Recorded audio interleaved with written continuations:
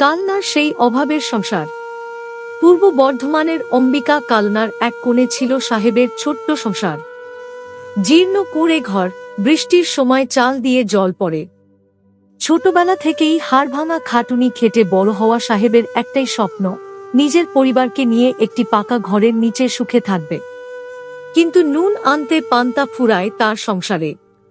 কেরালায় পাড়ি দেওয়া, কালনায় সামান্য কাজ করে বাড়ি তৈরির টাকা জোগাড় করা অসম্ভব বুঝে সাহেব এক কঠিন সিদ্ধান্ত নিল। সোনালির ভেজা চোখ আর মা ভরা সংসার পিছনে ফেলে সাহেব পাড়ি দিল সুদূর কেরালায়। তার চোখে তখন কেবল নতুন এক ভবিষ্যতের স্বপ্ন। কেরালায় হাড়ভাঙা পরিশ্রম। কেরালার প্রচণ্ড রোদে সাহেব বড় বড় পাথর ভাঙার কাজ শুরু করল।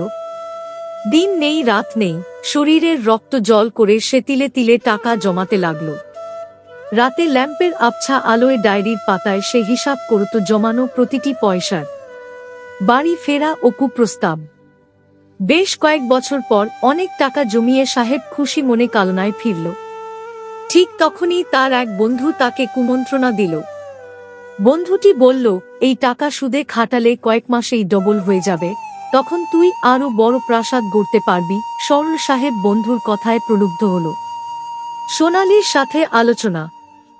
সাহেব দাওয়ায় বসে স্ত্রীকে বলল, সোনালি, বন্ধু বলেছে 4 লাখ টাকা সুদে দিলে 8 লাখ হয়ে যাবে। আমাদের ঘরের স্বপ্নটা তাহলে অনেক তাড়াতাড়ি সত্যি হবে। সোনালি কিছুটা চিন্তিত হলেও সাহেবের জেদের কাছে হার মানল। বিশ্বাস ও প্রতারণার শুরু। এক দম্পতি সাহেবের কাছে এসে খুব কাকুতিমিনতি শুরু করল। তাদের অভিনয় দেখে সরল মনের সাহেব বিশ্বাস করে ফেলল। 2-3 মাসের মধ্যে ফেরত দেওয়ার প্রতিশ্রুতিতে সাহেব তার জীবনের সব সঞ্চয় 4 লাখ টাকা তাদের হাতে তুলে দিল। টাকা আদায়ে ব্যর্থতা ও অপমান।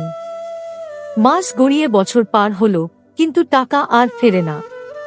সাহেব যখনই ওই দম্পতির বাড়ি যেত, তারা তাকে গালিগালাজ করে তাড়িয়ে দিত। এমনকি তাকে মারধর ও গ্রাম ছাড়া করার হুমকিও দেওয়া হলো।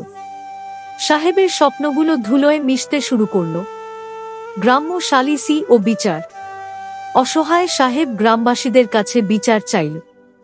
সালিসি বৈঠকে মাতব্বররা অপরাধীকে 6 মাস সময় দিলেন টাকা ফেরতের জন্য।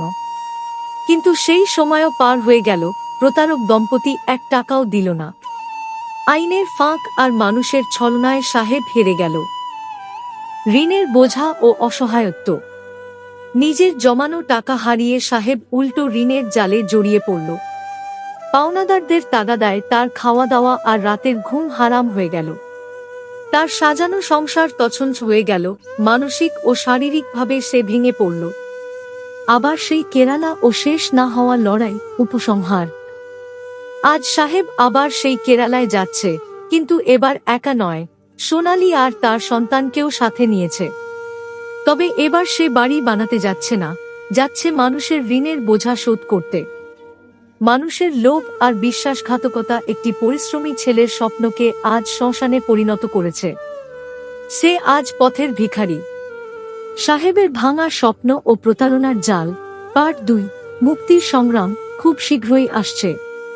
প্রিয় দর্শক বৃন্দ, সাহেবের হৃদয় বিদারক গল্পটি আপনাদের কেমন লাগলো তা জানাতে কমেন্ট করুন।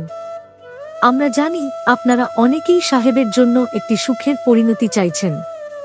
খুব শীঘ্রই আসছে সাহেবের ভাঙা স্বপ্ন ও প্রতারণার জাল, পার্ট 2, মুক্তির সংগ্রাম। জানতে চান কেরালায় ফিরে গিয়ে সাহেব কিভাবে তার ঋণের বোঝা শোধ করবে? প্রতারকদের কি শেষ পর্যন্ত শাস্তি হবে? সাহেব কি আদৌ তার স্বপ্নের পাকা ঘর তৈরি করতে পারবে, নাকি তার লড়াই চলতেই থাকবে? এর পরের ঘটনা জানতে চোখ রাখুন আমাদের চ্যানেলে। যদি গল্পটি আপনার ভালো লেগে থাকে এবং আপনি সাহেবের এই সংগ্রামকে সমর্থন করেন, তাহলে লাইক, শেয়ার এবং চ্যানেলটি সাবস্ক্রাইব করতে ভুলবেন না। আপনার একটি লাইক আমাদের এই ধরনের আরও শিক্ষামূলক গল্প নিয়ে আসার অনুপ্রেরণা যোগাবে।